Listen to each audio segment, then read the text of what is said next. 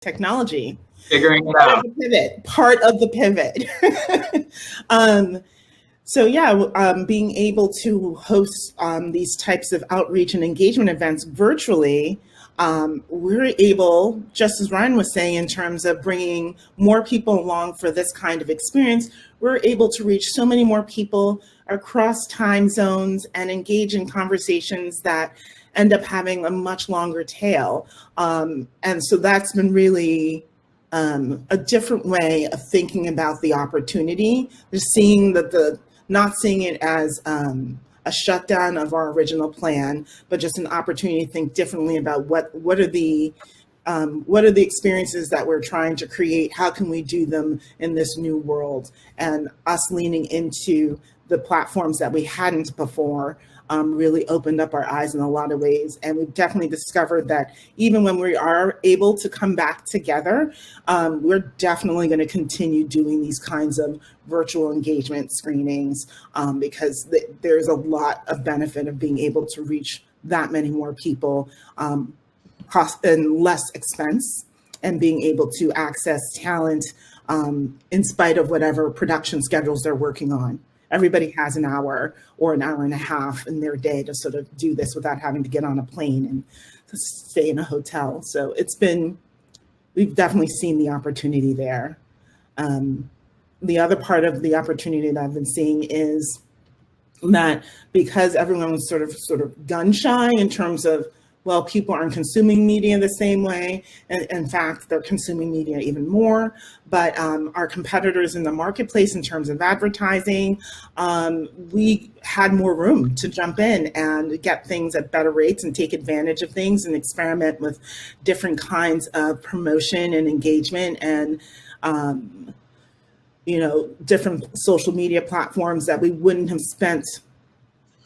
made a similar type of investment, and if we didn't have the latitude to do it in a more cost efficient way. Now that everybody's sort of in their own sort of pivot point, so we've been able to sort of jump in and take advantage of those things and reach even more people, which is part of my job. So I'm really excited to have been able to learn from this. If I had to learn, I was definitely happy to learn these kinds of lessons from it.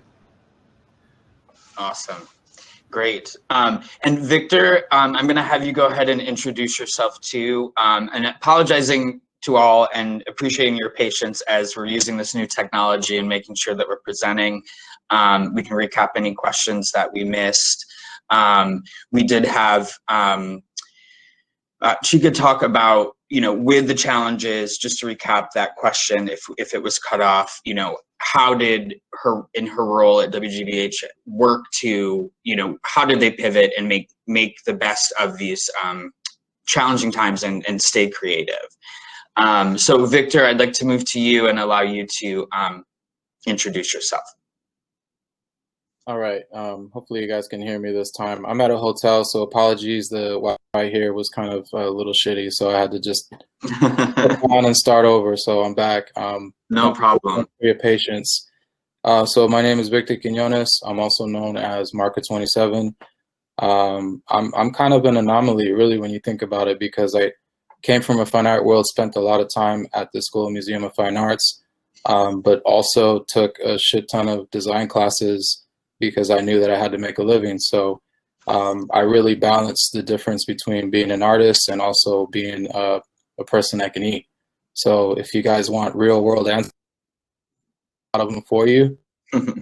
All of them are pretty, but, they're definitely extremely helpful and very real. I'm not going to sugarcoat anything. So, feel free to talk to me about the corporate world. I was at Nike, Converse, did some work as an artist, did some work as a corporate designer. So yeah, I'm happy to share anything you guys need. Great, thank you, Victor. So Victor, I'm gonna ask you the next panel question. In a time where it is more important than ever to create, challenge, and use our voices, how are you staying motivated to create and empowering others to do the same? I'm gonna have to quote the legendary and iconic Nina Simone. I think she once said that an artist's duty is to reflect the times.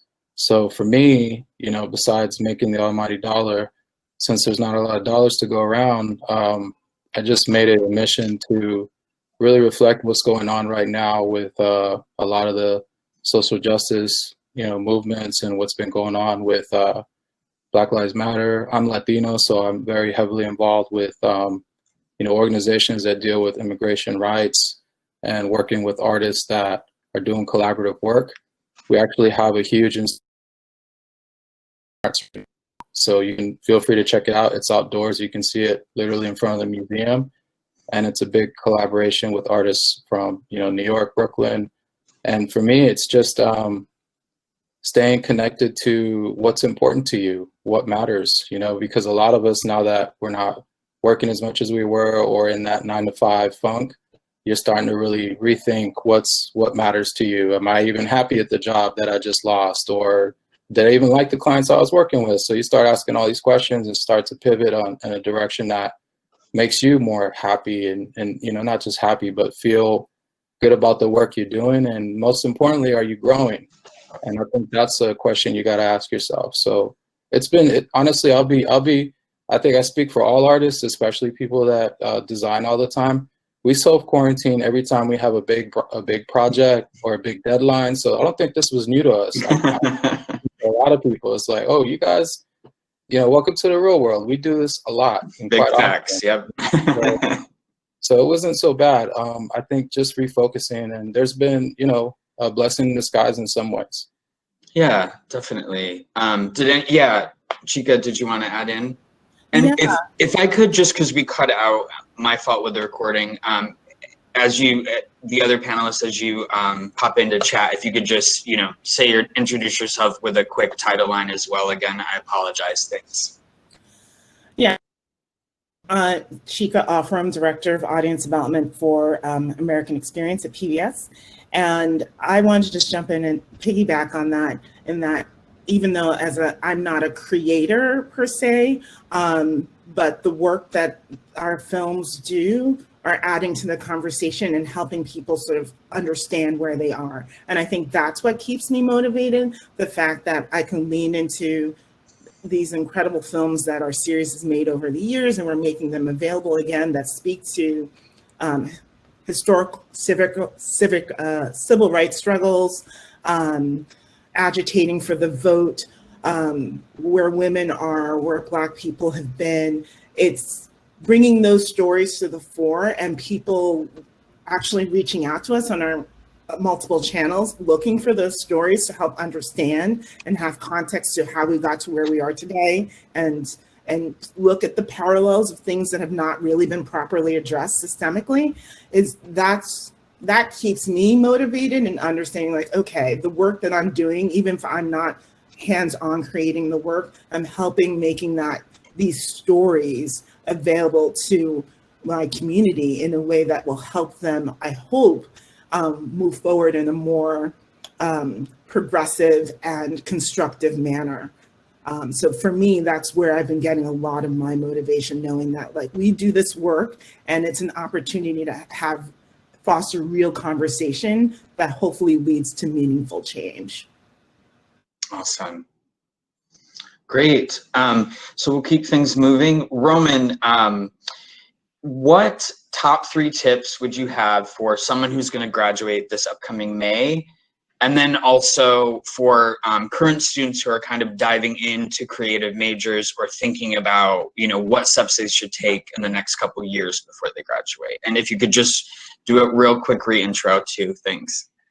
Sure. So just to reintroduce myself, I'm Roman Molina Dunn. I'm also known as ElectroPoint, and I'm a film composer.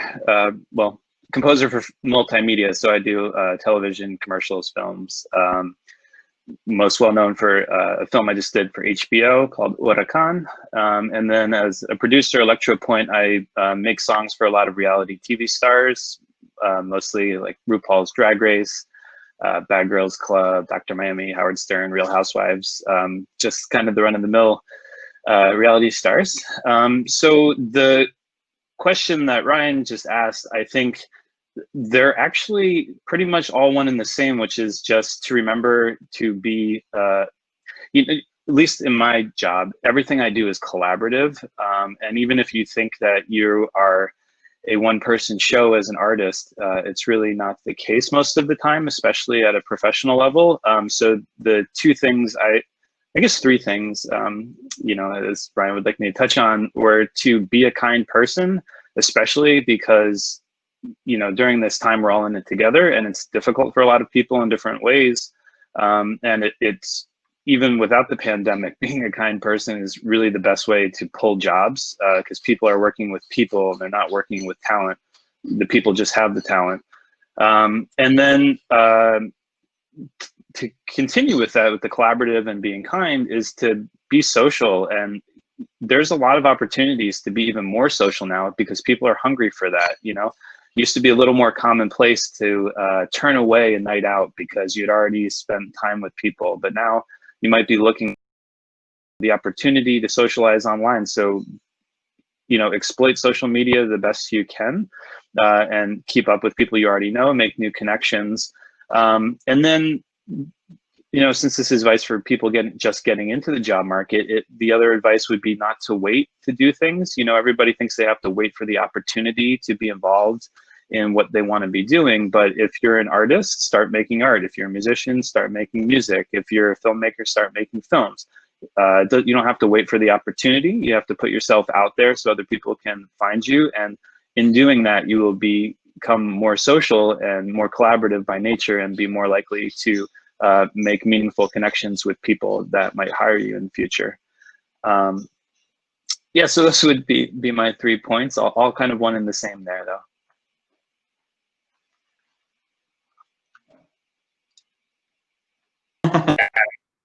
I'm just going to add on to that, Roman. You really hit upon kindness being one of the most important over my, I don't know how many years it's been, almost 20 plus years. I've watched the industry shift.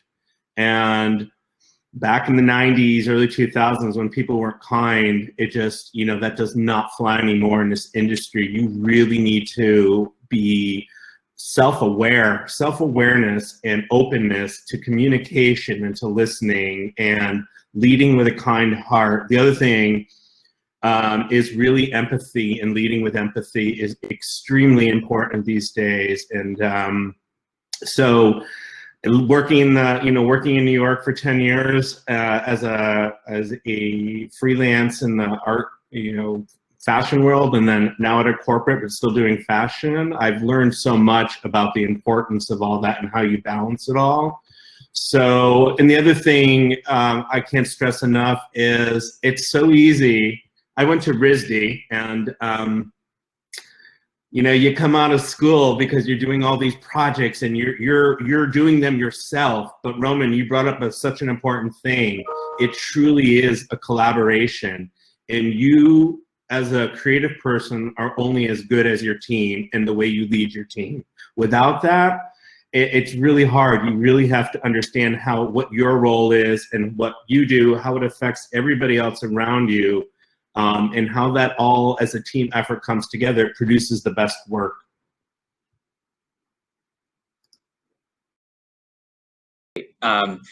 If no one else wants to add, we'll move to the next question.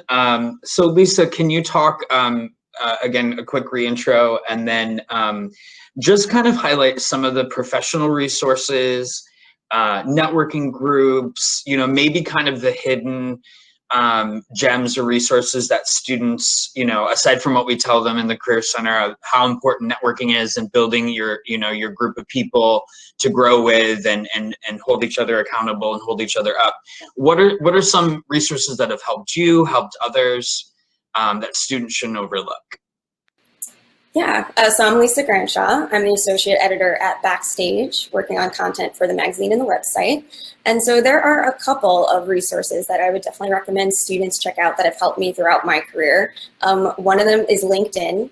The ability to look up people, join groups that are around interests you have, join alumni groups, kind of looking for people in the industries you're interested in pursuing and that have jobs that you're interested in, so that you can connect to them, reach out, and kind of start having those conversations to find out is this an area you do want to pursue? You know, what do they like about their work? What don't they like about their work? You know, you're not networking with people to get a job. You want to form these connections to find out more about these industries, and maybe down the line that can lead to a job. But it's more about having those conversations, and LinkedIn has always been key for me in kind of creating that network.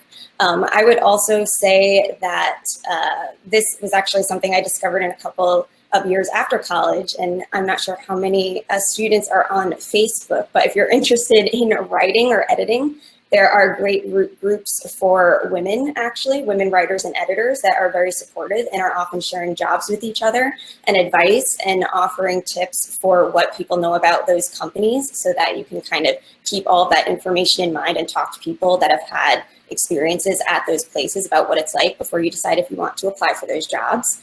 And then I would recommend Tufts alumni events for sure, because I've made tons of connections there that have been extremely helpful. And especially when I was starting out in the industry, I actually had no idea, for example, I didn't know that much about the NBC Page program. And then I went to a Tufts alumni event. I met someone there who worked at NBC, talked to them about it, realized that's what I wanted to do, ended up applying, ended up getting that after college. And so it was just such a great resource, and I've kept those connections. And even now, years later, I continue to go to alumni events and talk to people. So definitely take advantage of all those opportunities. Anybody else want to add to that at all? I will just say one thing. LinkedIn is huge, and we push that. The Tufts University Career Network Group is the largest Tufts group on LinkedIn. So all Tufts students and alums should be a part of that. We also just launched the Herd within the last school year, and there are plenty of alum that want to work with you jumbos. So you should all sign up for that today if you haven't already, because there's alum that want to work with you and share their advice. And the key thing to remember here is we all remember what it was like, you know, years ago when we were finishing school and getting out into the real world, and how grateful it was to get that. How grateful we were to get that advice, and how nice it was to have people spend time with us and share their wisdom. So we remember that, and we're grateful for that. So we're always more than welcome to do that. So you shouldn't be intimidated to reach out to build your professional network, because it'll grow before your eyes, and especially with you know, the network that's built already in-house with the Herd. So definitely check that out. All right, moving on to the next question. This is for Ken.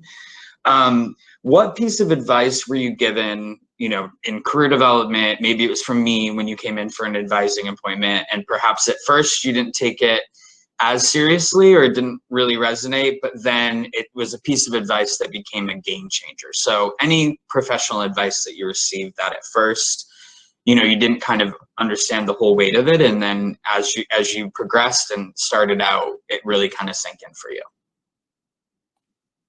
Yeah, so I'll introduce myself again one more time. So I'm Ken Diaz. I sales and services team with Formlabs. And again, I just started working for Formlabs at the end or middle of August.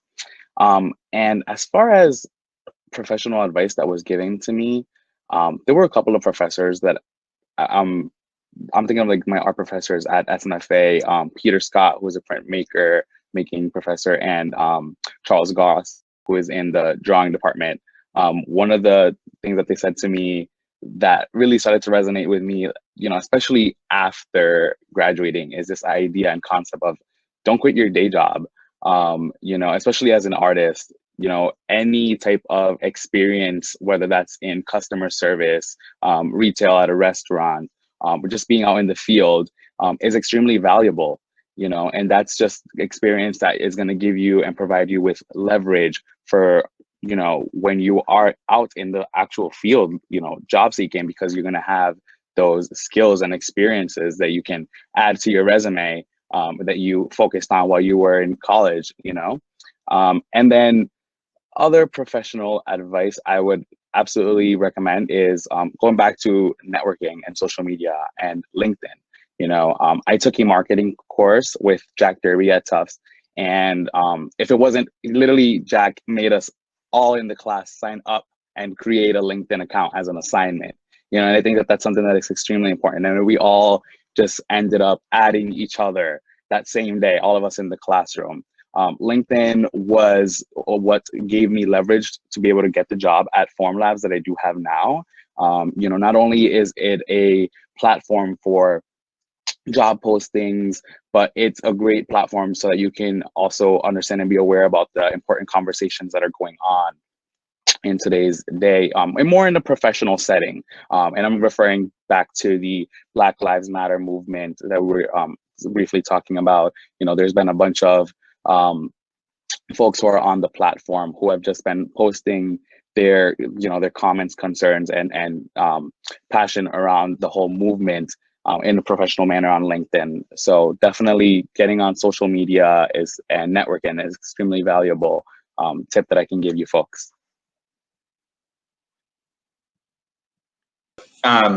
So the last question that I had created for the panel before we dive into the chat, I'm going to ask of Greg, and then I'd love for each of you to take a stab at this one. What piece of it, short phrase or a one word, a catchphrase, what have you, would you tell your college age self? Oh, of course, give me the hard one. But first, to reintroduce, my name is Greg Borman. I am a senior managing photo art director at LL Bean for the past 14 years. And just briefly, I didn't bring this up before, I went to Rhode Island School of Design, graduated with a graphic design major, and slowly made my way through the fashion advertising world to the point of a photo art director. And I'll be able to answer any of those questions later about that job, but I pretty much oversee anything that's on figures. So I hire the photographers, I hire the models, I go on the photo shoots, I do all the scouting, I do that all. I pretty much am like a director of a film. Everything I do is I oversee everything on the actual shoots, and then I have my about a team of 10, as we talked about teams, that's important for a photo shoot to happen. So it's so interesting, that question, because during this pandemic, boy, has it sort of slowed things down. And I have actually taken the time to really look inside myself, and also as a creative, look to where I'm at now in my career and to where I started. And what I really discovered, really honestly, is to always be your truly authentic self. I think authenticity will take you so far, and if you're truthful to who you are and what you want out of life, follow that. And it's not going to be, as Victor was saying, I wish I could paint a pretty picture. It's not always a pretty picture, but I think you have to learn from your mistakes. And that, I think the other thing was, it's okay to make mistakes, and it's okay to fail. A failure can be a wonderful growth opportunity in the creative world. Lisa, how about you? I would say remember your passion. Remember your original passion for wanting to do what you want to do in the first place. Things aren't going to turn out exactly the way you want them to. You might have an idealistic idea of what it's going to be like, and it's not going to be that way. But even if you have to make changes along the way, remember why you wanted to get into this in the first place. What did you love about it? And try to keep that close to you as you make your decisions. And hopefully that helps you to, in the end, still do something that makes you happy and feel fulfilled. Great. Victor? I would say, stay and stay fluid. You have to always remember that whatever you're doing at that moment, especially early on after college, and even while you're in college, it doesn't define who you are. So if you're washing dishes or if you're driving an Uber, that doesn't define who you are. Not even a little bit. People that are not trust fund kids. I'm an open book. I'll be 100% honest with everybody in this. Recently, I got an honorarium from the Gardner Museum, and now I'm showing at the MFA, and you're talking to somebody that used to mop the floors at the Gardner Museum while I was going to museum school on a scholarship. Now, I never let that define who I was, and never will. I come from immigrant family. My parents, they had a high school education, so I'm the first person to go to college in my family. And I would just say that no matter what, you do in life, you just always have to stay true to yourself. Like Gregory was saying, you have to stay authentic. And most importantly, if you take on a corporate job that you're super talented in, never lose the creative part that you have in yourself. I've met so many designers that are depressed and not happy, but they're making a ton of money, but they're not happy. And that's because they lost who they were throughout the creative process, and they can't be creative without a brief. And you don't ever want to fall into that trap where you're only creative on demand. So definitely that's the biggest advice I can give you is don't stop being creative for yourself.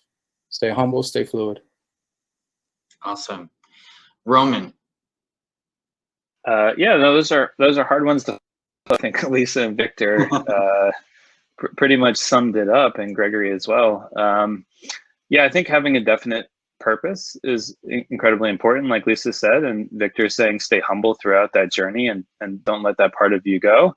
And then on a more pragmatic sense, I suppose, would be to invest in yourself frequently and more than anything else that you invest in. And not to say at the deficit of investing in others, but what I mean is if you're just starting out and you're looking to make money before you spend money on yourself, that's probably not the right order of the process there. And obviously you all know that because you're at Tufts and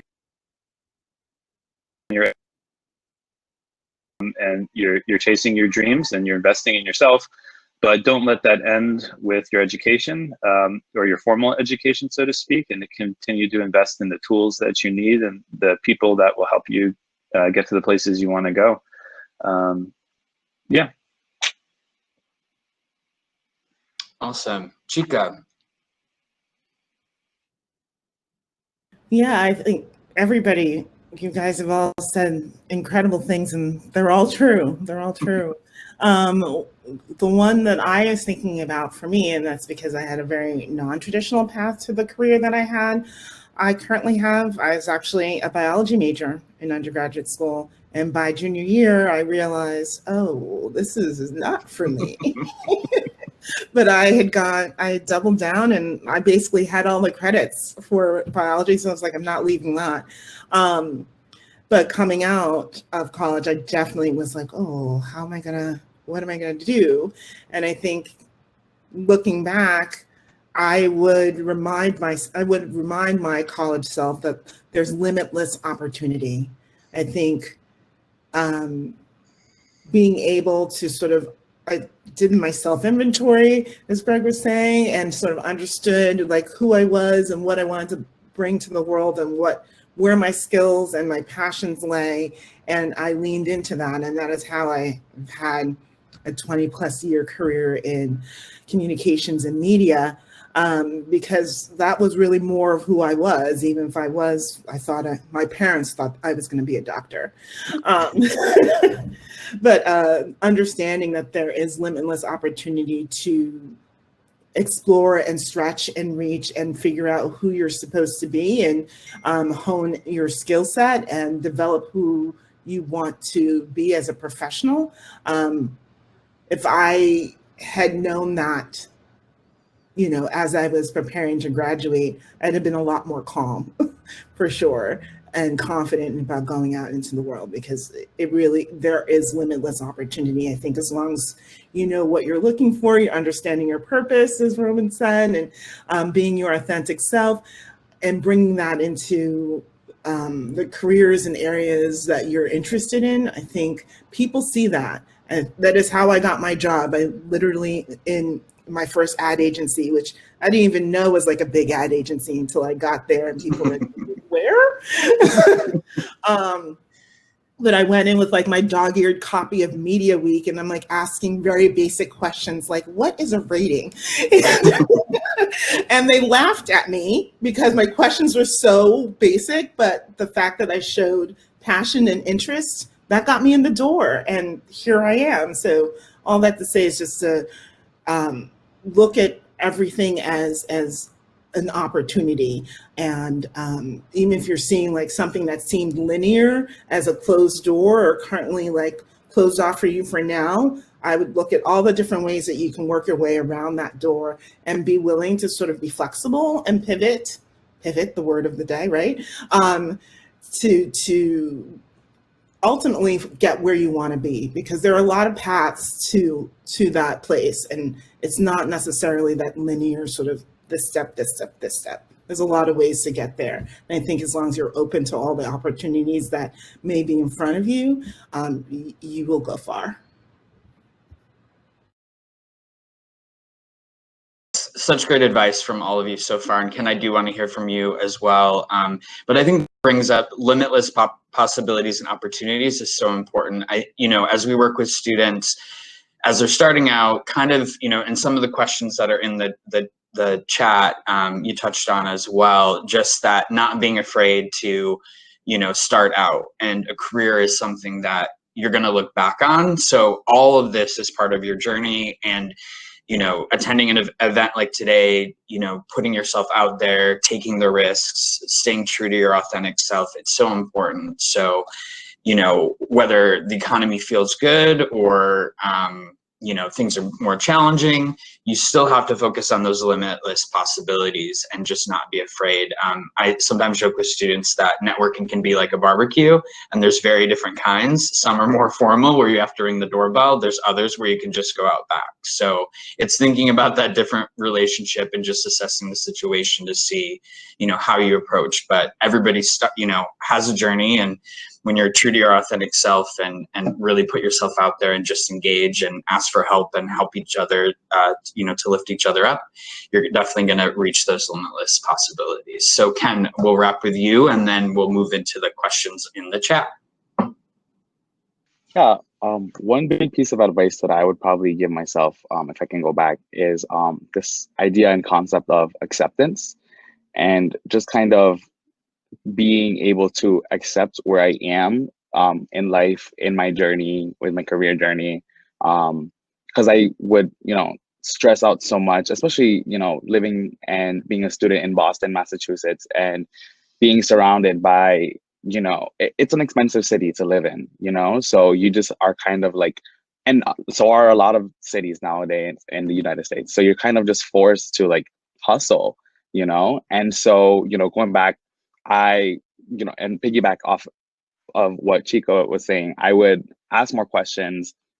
That's one thing that I would tell myself to go back and do. I think I do a good job at this, but acting or being alive and being motivated, especially when it comes to like right now in these Zoom calls, is some great advice that I can give all of you folks, and just kind of, it's being all virtual and not being able to kind of physically express your emotions.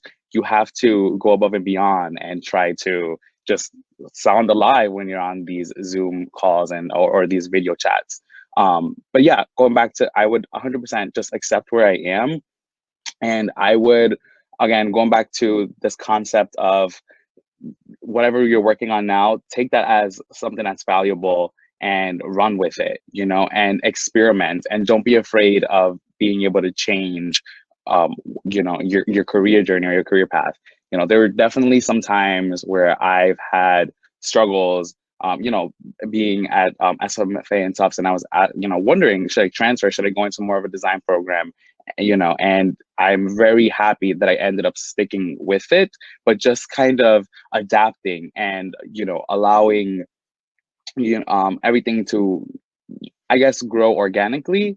There was definitely some structure and some plans that definitely had to get implemented in order for my success. But for the most part, sticking with it, really hustling, working hard, having a lot of side hustles as well too, was something that I wish I could do more of. Right now, I'm working at Formlabs, but I'm also trying my hardest to operate my own little business. So a couple of folks at Tufts University probably have heard of like Depop as like a platform for essentially like selling vintage clothes. So I'm like a reseller of vintage clothes online, and just having more of those side hustles and implementing more of my creative sector into whatever I'm doing is something that is extremely valuable advice. For example, again, when I was at Tufts, I was working for this company called Rag & Bone. I was a stylist, And I enjoyed styling and selling because I was able to accommodate and bring in my creativity, you know, when I was styling and working with clients, you know. And now I'm doing the same thing at Formlabs. You know, I'm working on the sales team and the services team, but I am fortunate enough that I, you know, was doing a little of CAD modeling at Tufts, and now for my job, you know, I have the luxury of being able to have a 3D printer at home so that I can continue to leverage my side hustles and still implement my creativity. So implementing creativity into whatever you do is important. Yeah. Yeah, I think, you know, the key thing is not being afraid to just dive in and really use the resources, be creative, find your support system, your people, motivate others, and just use the resources that are there. You know, we're all in a desperate need for community and to stay engaged and connected, extroverts especially, but introverts too. So now's the time to reach out and connect with the Tufts Career Center. We're here virtually for you for advising.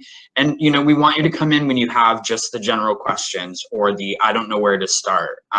You have to remember that all of us started out somewhere, and we, you know, I very much appreciate what Victor said about working at places and then coming back to be, you know, have your creativity take the spotlight. It's starting somewhere because your career is something you look back on. So it's taking those leaps, and it's never too soon or too late to start, and just start by taking those first steps and having those conversations, and that'll keep things going. So we did cover quite a bit that was featured in the chat. So I'm just going to go back to general chat and look at some key questions. So this was a music industry specific one, Roman. Music supervisor for TV shows is probably the dream job I hear about the most from students, regardless of major. And I do, on that note, want to say, regardless of what you major in, as Chico was talking about bio, I changed my major 355 times. But, you know, and now 20 plus years later, this role is a combination of all the things that I'm passionate about. So it's a lot of trying environments and working with people and going from there. So knowing that, you know, you don't get a master's degree in music supervision per se, what key pieces would you guide a student to do to kind of break in to that sort of niche area of the sector? Well, I actually might not be the most qualified to answer that question. I'm not a music supervisor. So I'm a composer, a music composer and producer. So what I do is very different than that, for the most part. So I can't give a specific answer on that. But there are, you know, a lot of the music supervisors that I deal with have come up in a similar way, that they were working on film or television in general, and found their way to that role. Kind of, you know, what Ryan's saying is that if you have an passion and you keep it near and dear to you, you might find your way to it. So I would say if your goal is to be a music supervisor, you need to do two things, which is spend time with musicians and spend time with people who make films and produce films, because those are the two professionals that you would be working with.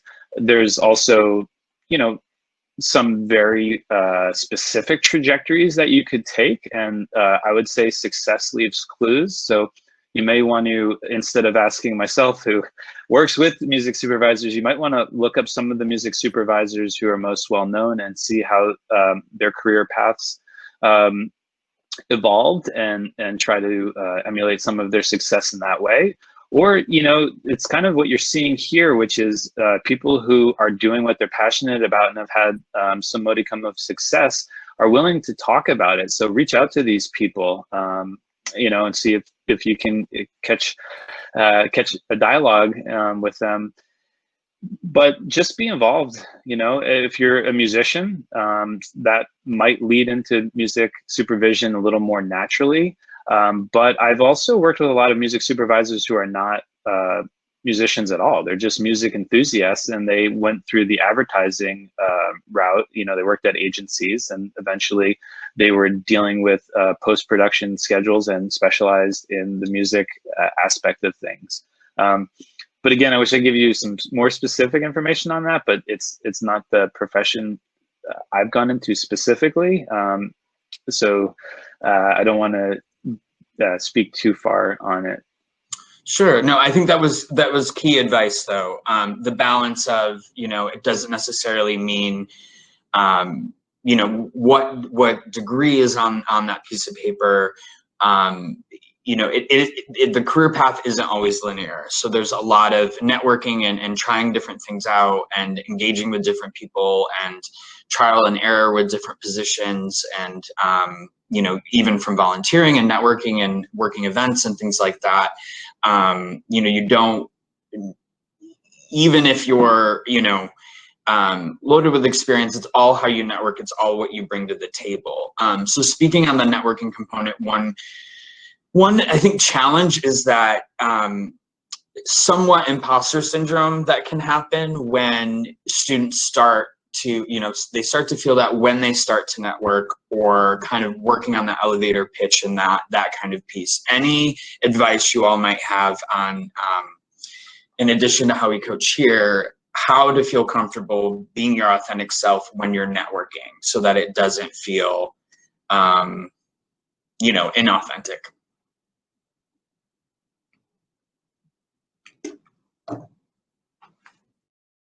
I would say that I think it's similar to being a student. I actually think that just graduating and being early in your career is probably the easiest way to come into that kind of relationship because it's established that you don't know anything. I feel like when you're mid-career, you sort of have to try and put on that air of like, well, I do have experience. I do know things, even if that's not your area of expertise. But I think when you're just starting, it's clear that you are coming or engaging with this person for whatever and any advice and direction that they're willing to share.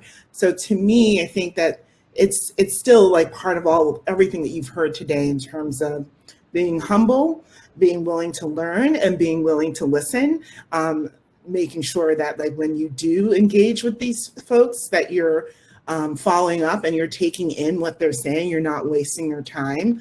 I think that for me, that was the easiest. I did the best networking, I think, when I was in my early 20s with a biology degree, talking about like, oh, I want to work at an ad agency, even though I don't know what that is. But I was able to, the networking got me connected to Gray Advertising and J. Walter Thompson. And I didn't even know that these were like the big agencies they talked about in the old like 50s and 60s movies.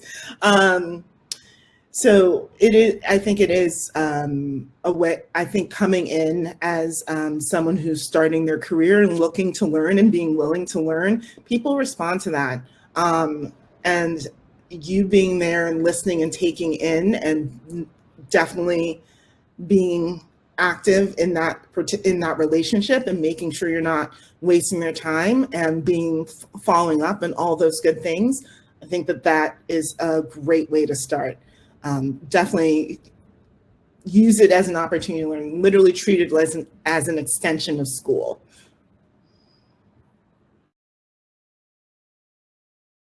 Yeah, in regards to networking, my entire career is based on networking and how every job threaded from the moment I graduated from school up until I was, actually, they found me from LLB and I had a headhunter reach out and find me. But I could literally go across the entire 15 years prior to that of how I got there, and was all the people I worked with, the connections I made, the listening. And again, I think that's the most important thing of coming out of school, is coming out humble and not thinking you know everything and just listening. And your time will come. And I've also said that within our industry, if you really take a step back, it's a service industry, especially what I'm doing. We're providing, even though we're designers and creative, we're providing a service to people. So you got to remember that it's not always going to be what you wanted, because then you might as well just be your own boss, and which is great. But if you're going to work for another company, you got to remember that you are providing a service and your expertise. And it takes a lot when coming out of school to switch that off and be like, okay, I'm really gonna absorb it all and take it in and really listen. The key to success. And that starts right as soon as actually it starts when you're in school, but that starts the minute you graduate. And every bridge, never burn a bridge, because it is a big world, but a very small industry. And 20 years later, you may need somebody something 20 years before didn't go well, and you got to really and that's why we talk about leading with kindness and being your true self. And I also want to be like, I'm a big person of just laughter and joy out of life, because that's so important, especially in the creative. We can get so wrapped up, but always remember to, we're not doing brain surgery, as I say.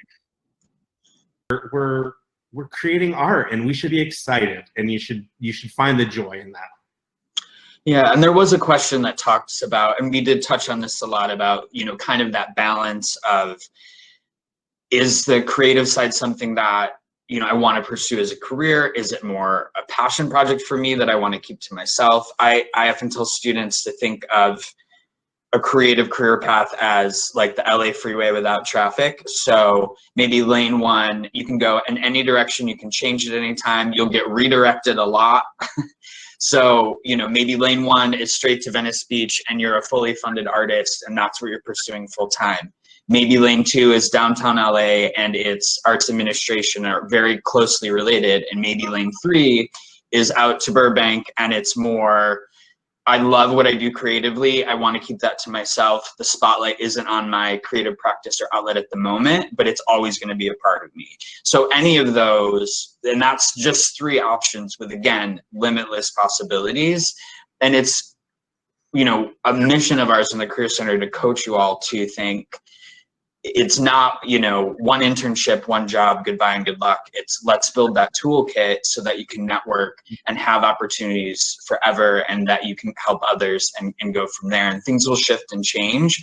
And, now it may seem hard to think of that, not moral compass, but kind of that like job, career, passion compass. And is this something I want to do forever? Well, nobody knows, because so many things can change, and maybe it will go that way. But there's almost no failures, they're really lessons. So it's thinking from that perspective, just stay open, and you're gonna know what's gonna be right for you, because the signs from the successes and the lessons will help guide you. So so we're just at 12, a little over 12 right now. I want to thank our awesome panel today for spending a Friday with us and motivating our students here at Tufts, and just really inspiring today to what I wanted to do to be creative when we need it most. So thank you all very much for a lovely panel. And for the students, we will break from 12 to 1, and then from 1 to 2:30, you can sign back in for the networking portion. Thanks again, panel, for your awesome advice today, and for the alums that came back, and we will see you soon. Best wishes for the rest of 2020.